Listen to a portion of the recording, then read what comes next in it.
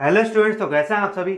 आप सबके लिए लेके आ चुके हैं इंट्रोडक्शन टू लिटरेसी स्टडीज की इंपॉर्टेंट वीडियो का पार्ट 1, जिसमें आपको सबसे पहले पूरा सिलेबस समझाया जाएगा कि आखिरकार आपको पढ़ना क्या है। उसके बाद आपको जो लेटेस्ट पेपर हुआ है ड्यू के अंदर लिटरेसी स्टडीज का, वो दिखाया जाएगा 90 मार्क्स का, कि आपके क्वेश्चंस कैसे पूछे जा रहे हैं, डायरेक्ट पूछा जा रहा है, इनडायरेक्ट पूछे जा रहे हैं, क्वेश्चंस की लेंथ कितनी लंबी आ रही है, और जो क्वेश्चंस की मीडियम है क्या वो सिर्फ इंग्लिश मीडियम में आ रही है या हिंदी मीडियम में भी देखने को मिल रहा है, ताकि काफ़ी स्टूडेंट्स के डाउट क्लियर हो जाए। उसी में आपको इंपॉर्टेंट क्वेश्चन भी मिल जाएंगे जो अभी लेटेस्ट पेपर हुआ है ड्यू के अंदर। बस आपको उसी के हिसाब से अपना तैयारी करनी है, और मैं आपको क्वेश्चंस के सॉल्यूशन भी दूंगा अगर आपको चाहिए हो इंपॉर्टेंट क्वेश्चंस के साथ सॉल्यूशन। चलिए फिर वीडियो को आगे बढ़ाते हैं। अगर आपने अभी तक चैनल सब्सक्राइब नहीं किया तो प्लीज़ चैनल सब्सक्राइब करते हुए और वीडियो को लाइक करते हुए जरूर जाएगा। डिस्क्रिप्शन में आपको टेलीग्राम का लिंक मिल जाएगा, उसे भी जाके ज्वाइन कर लीजिएगा। चलिए फिर वीडियो को आगे बढ़ाते हैं। Introduction to literacy studies, BA English honours का जो मेन सब्जेक्ट है, ये बात आपको समझ में आ गई। अब चलते हैं इसके सिलेबस के ऊपर। देखिए, इसमें आपकी 3 यूनिट होने वाली है और 3 यूनिट ही लर्निंग वाली है, मतलब इसमें आपको सिर्फ पढ़ना ही और समझना है। इसमें कोई आपको दूसरा दिमाग नहीं लगाना। अब बात रही आपको उसको समझ के पढ़ना कैसे। देखिए, पहली यूनिट है रीडिंग द नॉवल। इसमें तीनों ही नॉवल दे रखी है। मैं आपको सीधे एक साथ बताते हुए चलूंगा कि आपको पढ़ना कैसे। यूनिट 1 आपने उठाई रीडिंग द नॉवल। सबसे पहला टॉपिक उठाया आपने Jane Austen pride and prejudice, ये उठाया। यही सीधा आपने यूट्यूब पे टाइप किया, आपको काफ़ी ज़्यादा वीडियोस मिल जाएगी इसके ऊपर। इसके ऊपर पूरा टॉपिक क्लियर किया कि क्या है नॉवल में, क्या बताया गया है, वो सब क्लियर किया। फिर आपको दोबारा आ जाना है सोल की स्टडी मेटल पे। यहाँ पे आपको यूनिट 1 के हिसाब से लास्ट में इंपॉर्टेंट क्वेश्चन मिल जाएंगे, उनको लगा के देखिए। आपका कॉन्सेप्ट क्लियर, आपका एक टॉपिक खत्म। उसके बाद आपको दूसरे टॉपिक पे आना है और तीसरे टॉपिक पे आना है। ऐसा आपकी यूनिट 1 खत्म हो गई। चलिए फिर यूनिट 1 का झंझट खत्म। अब आना आपको यूनिट 2 पे, जिसमें आपको सारी पोएट्री दे रखी है, रीडिंग पोएट्री। सबसे पहली कौन सी है? John Milton on his blindness. मैं आपको ये भी दिखा देता हूँ, मिलेगी या नहीं मिलेगी आपको। देखिए, यहाँ पे आपको टाइप करना है John Milton on his blindness. बस ये सीधा टाइप किया आपने, आपके सामने आ गई। मतलब जो स्टडी लवर्स नाम का चैनल है, इन्होंने जहाँ तक है सारी डाल रखी है। तो इनका एक का चैनल उठाइए, बाकी एक नीचे और दे रखा है लिटरेसी लव, इनको उठाइए। जिनका इसमें अच्छे से आपको समझ में आए दोनों में से, उसकी वीडियोस उठाइए सारी, और अपना एक एक टॉपिक खत्म करते हुए चलिए। ये बात आपको समझ में आ गई। ऐसी आपको जितनी भी 8 यूनिट दे रखी है, शुरू की 3 और बीच की ये 5, यूनिट 2 की 5। अगली कौन सी? William Wordsworth, Emily Dickson, Rabindranath Tagore, मिल जाएगी आराम से। Ferguson Margaret. वरना आप ऐसे अलग अलग यूनिट वाइज इनको सर्च करेंगे कि लिटरेसी स्टडीज कोई पढ़ा रहा हो, तो वो आपको नहीं मिलेगा। आपको सिर्फ टॉपिक वाइज सर्च करना है और आपको अपना पूरा कॉन्सेप्ट क्लियर करते हुए चलना है। ये नहीं चलना है कि मैं पीछे से स्टार्ट करता हूँ आगे से। यूनिट 1 से स्टार्ट कीजिए, सबसे पहले नॉवल सारी खत्म कीजिए, उसके बाद पोइट्री उठाइए और वो सारी खत्म कीजिए।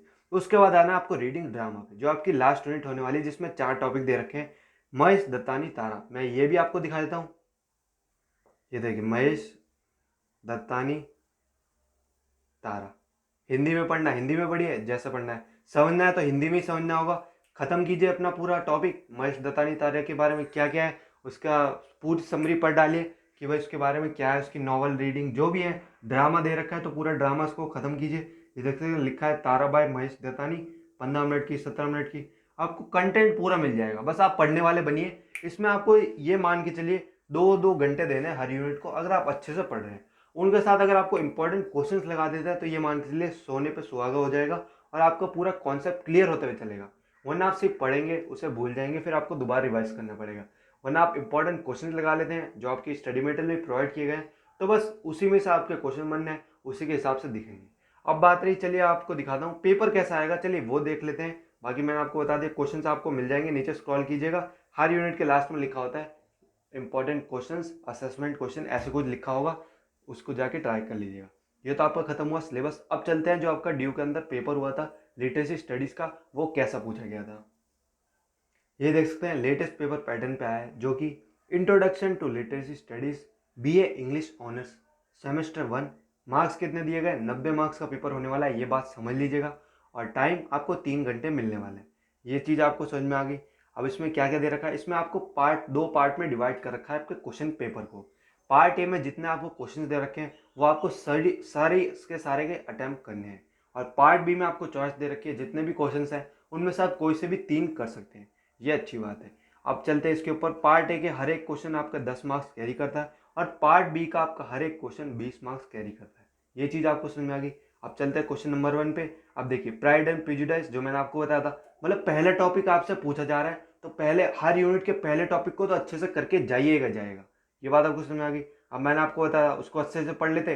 Discuss Jane Austen's represent of miscellaneous Pride and Prejudice with regards to any one character of your choice from the text.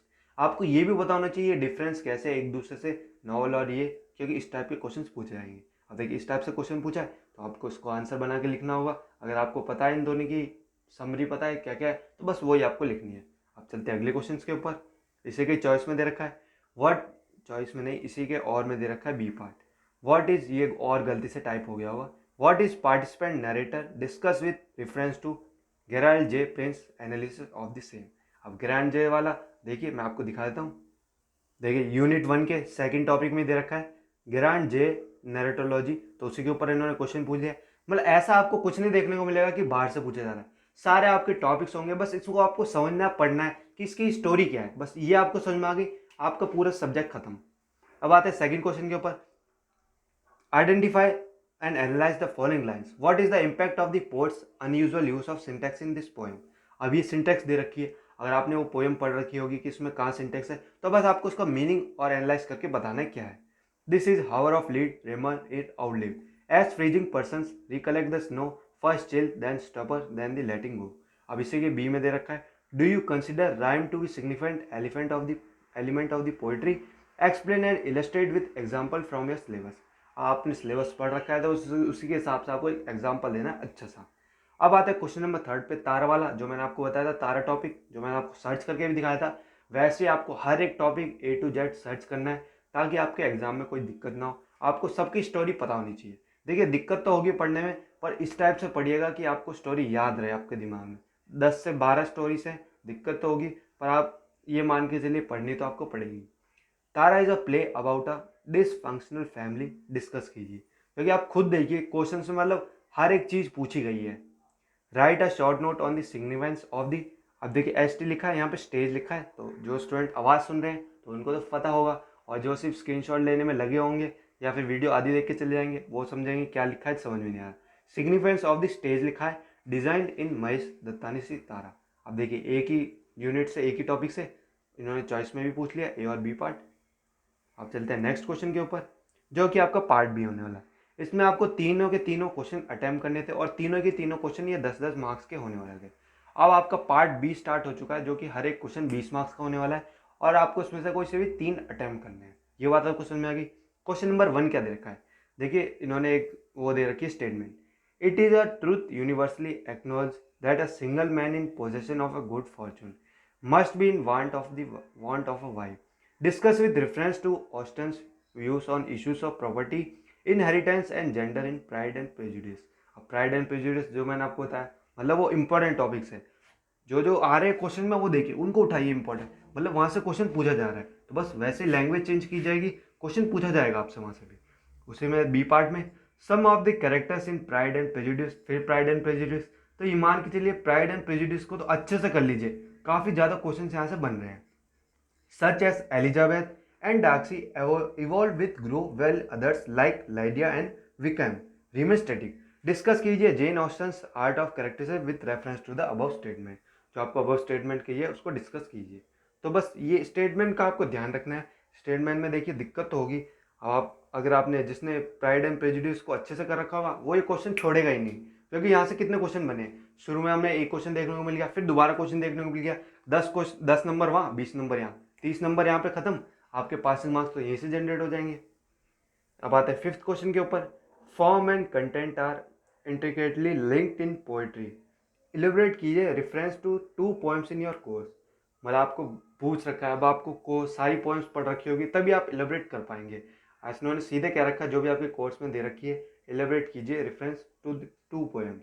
ये बात आपको समझ में आ गई। अब इसी के बी पार्ट में poetry transform personal experience into universally valid emotions, elaborate with reference to any 2 points in your course. इन्होंने भी यही पूछ रखा है, बस चॉइस में दे दिया और करके।